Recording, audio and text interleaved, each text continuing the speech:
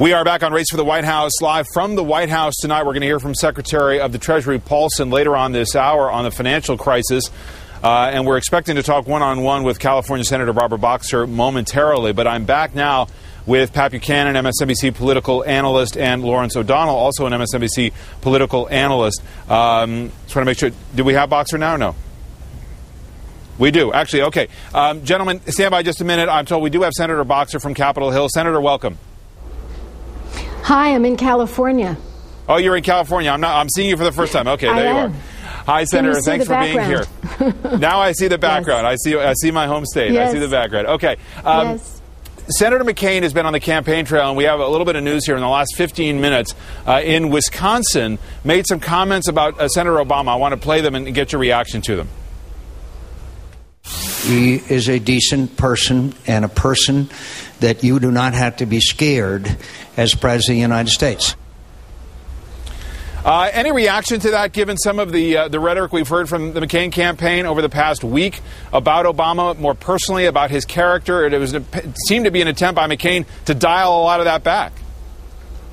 I don't know what he's doing, but it seems to me, here is Barack Obama. He's been in the Senate for 4 years. He was in the state Senate for 7 years.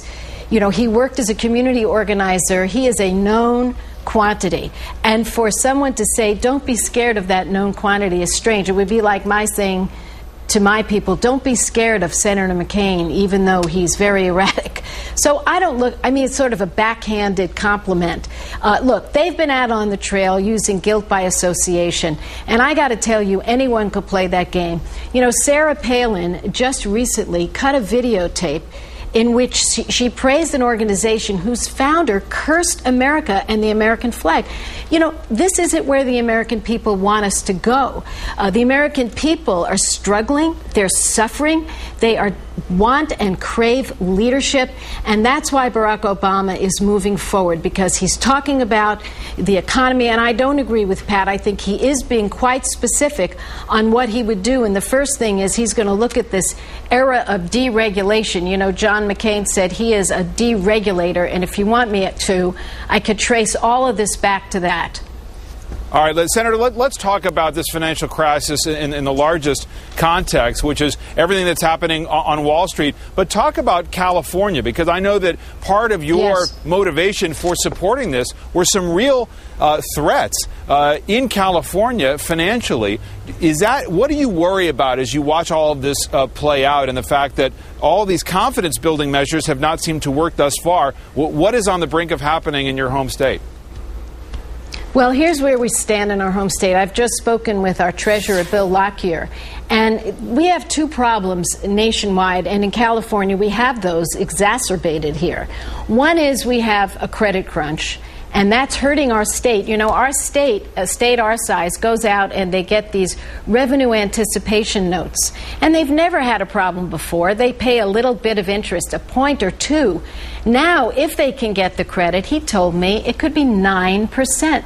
Now, this is going to really kill us at a time when our revenues are going down. So there's this credit crisis that we must address, which is what we expect Paulson to do. And I'm glad he's now using some of the tools we gave him rather than buy up those toxic assets, which I've never supported. Use it to go directly to the banks and attack the problem head on, which is make the credit available. And then, of course, you have the confidence crisis here. So I would say I've been listening in on the show while I've been waiting, and I heard some folks say, well, this has never been done before. Well, on a small scale, in the 90s, Sweden had a very serious crisis. And I know everyone's going to say, Sweden, it's a tiny country. But I think it's important to look at what they did. They're doing what the other Europeans are beginning to do, and what Paulson is considering, which is to go straight to the heart of the crisis. It's a credit crisis. In other words, don't just buy the debt. Don't just buy the debt. Actually make a direct investment in these banks and take an equity position in the banks, which they would, here at the White House, they would say, we're not going to take an ownership stake. We're not nationalizing the banking system. Do you see that as a distinction?